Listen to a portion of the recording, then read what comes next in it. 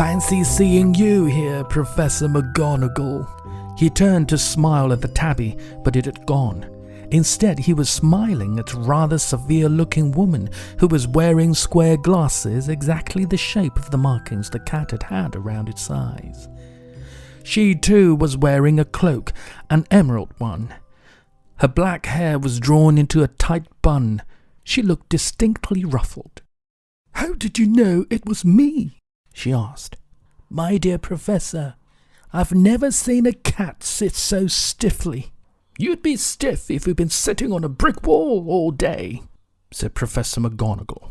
"All day, when you could have celebrating?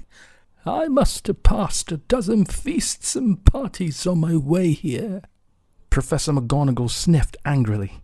"Oh yes, everyone's celebrating, all right," she said impatiently. "You'd think they'd be a bit more careful, but no. Even the Muggles have noticed something's going on. It was on their news." She jerked her head back at the Dursleys' dark living room window.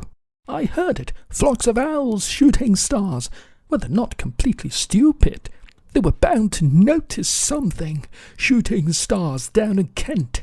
I'll bet that was Diddler's Diggle. He never had much sense." "You can't blame them," said Dumbledore gently. "We've had precious little to celebrate for 11 years. "I know that," said Professor McGonagall irritably, "but that's no reason to lose our heads. People are being downright careless, out on the streets in broad daylight, not even dressed in Muggle clothes, swapping rumours." She threw a sharp sideways glance at Dumbledore here, as though hoping he was going to tell her something, but he didn't, so she went on. "A fine thing it would be if, on the very day you-know-who seems to have disappeared at last, the Muggles found out about us all. I suppose he really has gone, Dumbledore." "It certainly seems so," said Dumbledore. "We have much to be thankful for. Would you care for a lemon drop?" "A what?" "A lemon drop. They're a kind of Muggle sweet I'm rather fond of." "No, thank you," said Professor McGonagall coldly, as though she didn't think this was the moment for lemon drops.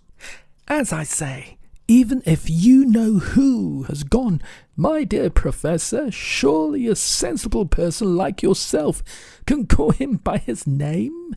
Or this you-know-who nonsense. For 11 years I've been trying to persuade people to call him by his proper name, Voldemort." Professor McGonagall flinched, but Dumbledore, who was unsticking 2 lemon drops, seemed not to notice. "It all gets so confusing if we keep saying you-know-who. I have never seen any reasons to be frightened of saying Voldemort's name." "I know you haven't," said Professor McGonagall, sounding half exasperated, half admiring. "But you're different. Everyone knows you're the only one you know. All right. Voldemort was frightened of." "You flatter me," said Dumbledore calmly. "Voldemort had powers I will never have, only because you're too, noble to use them. It's lucky it's dark. I haven't blushed so much since Madame Pomfrey told me she liked my new earmuffs." Professor McGonagall shot a sharp look at Dumbledore and said, "The owls are nothing next to the rumours that are flying around. You know what everyone's saying about why he has disappeared, about what finally stopped him?" It seemed that Professor McGonagall had reached the point she was most anxious to discuss. The real reason she had been waiting on a cold hard wall all day. For neither as a cat nor as a woman had she fixed Dumbledore with such a piercing stare as she did now.